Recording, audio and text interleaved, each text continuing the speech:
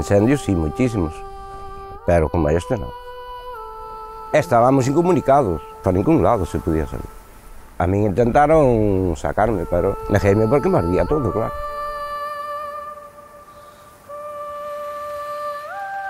Apagábamos un incendio, salíamos de allí, a la media hora nos llamaban que estaba ardiendo otra vez la misma zona.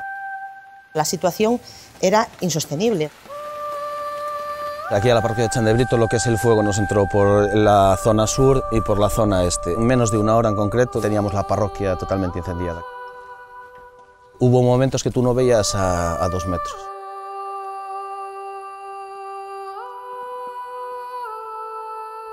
Yo sabía dónde estaba la señora mía y fui al garaje, cogí el coche para ir a buscarla. Y después ya me dijeron, no, es que quedaron ahí atrapadas ahí abajo, una mujer tal, que se llevó hasta así. Ya sé quién es, ahí es la mía, mi mujer.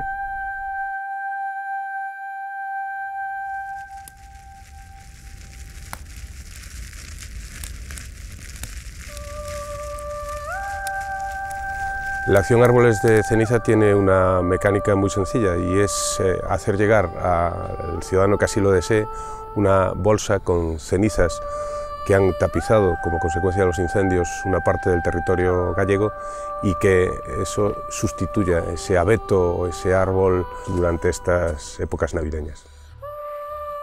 La recaudación que se obtenga irá destinada en su totalidad a la compra de especies autóctonas que serán entregadas a vecinos de la zona de Chandebrito, el kilómetro cero de los incendios forestales de Galicia, de este año 2017.